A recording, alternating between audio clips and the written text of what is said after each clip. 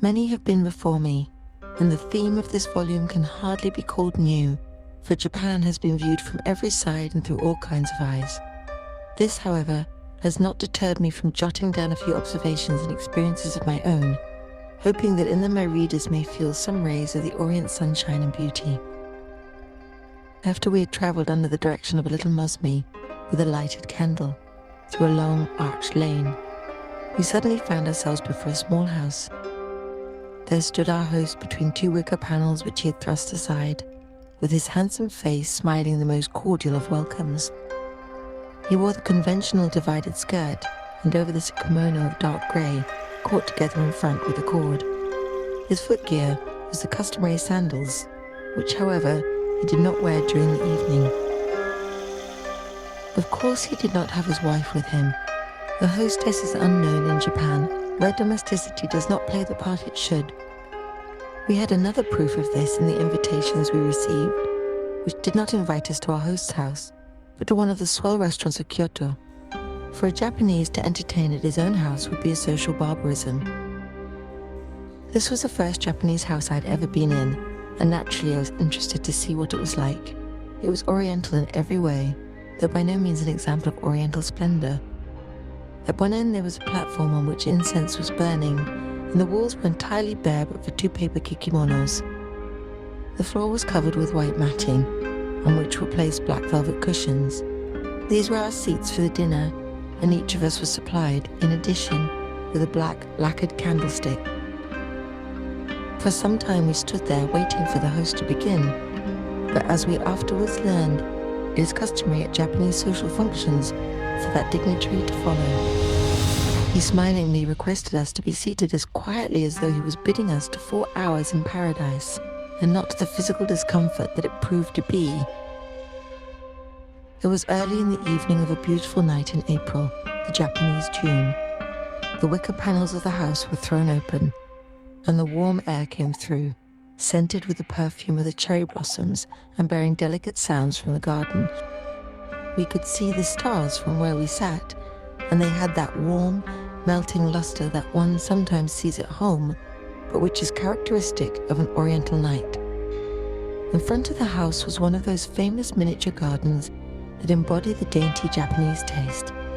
The small, sparkling lake was bordered by the sacred cherry trees, which were in full bloom.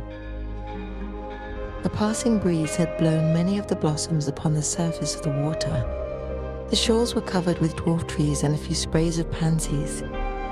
All of this we could clearly see, for the moon gleamed down upon the scene with just enough brightness to render all distinct without removing any of the enchantment.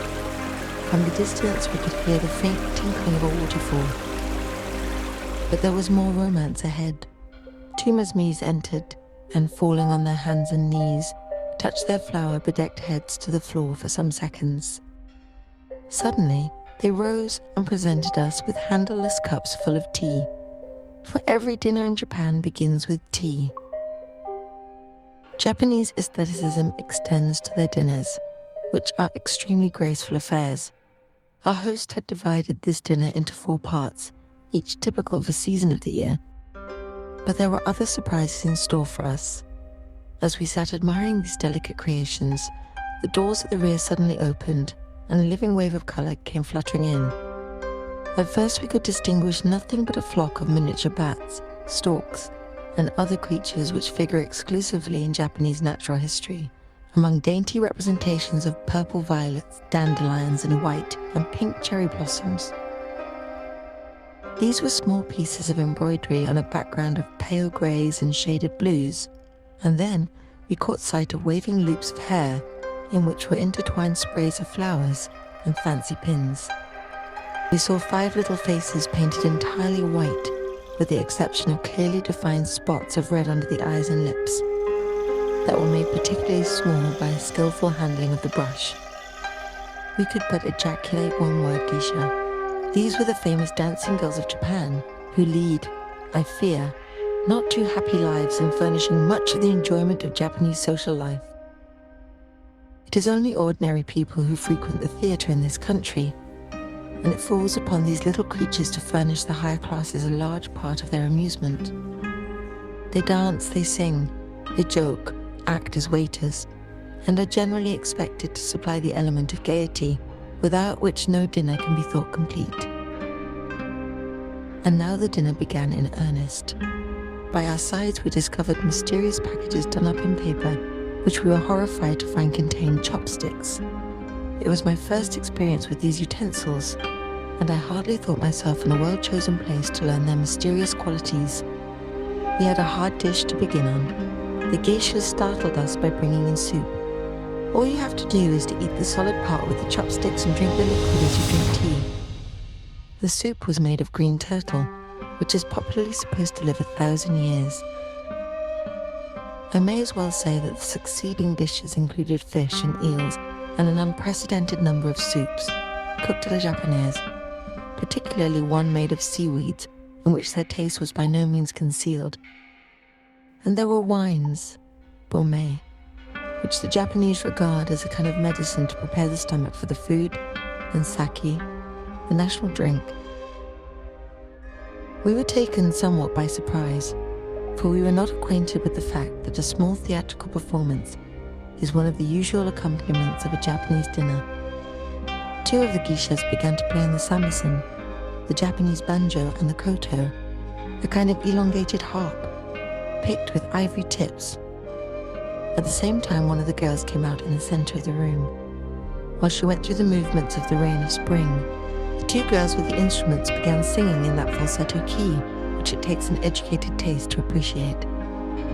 They sing so shrilly, and the notes they strike are so unnatural, that it becomes a very painful exercise and will frequently bring tears to the performer's eyes.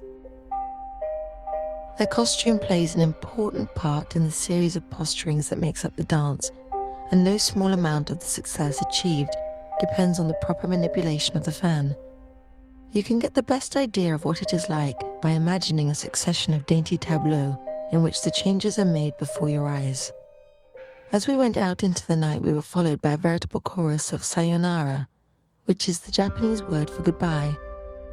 We were somewhat surprised to be followed by the little musumes, bringing us gifts, neatly tied up in boxes, that portion of the dinner we had not eaten. There is something delightfully original in that idea. The smiles and bows of our host were succeeded by those of his friend, whom he had sent to escort us safely home.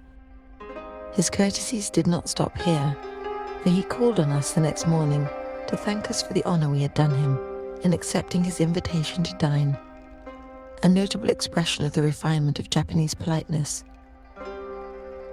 The air was warm, the sky clear, and the brilliantly lighted parks were filled by proud Japanese fathers and mothers with their prattling children. Men and women were stopping under the cherry trees that were in full bloom, gazing upon the sacred blossoms that have been dear to Japanese hearts for so many centuries. We went by one of the temples, standing on a hill, the approach marked by a succession of bright red gateways. Under the light of the moon, this ancient structure, which for ages has been the heaven of aspiration and love for so many hopeful spirits of this land, had an air of the utmost impressiveness. The whole scene made us forget that we had been sitting for 4 hours on our heels and called to our minds the fact that we had had one of the most enjoyable experiences of our lives.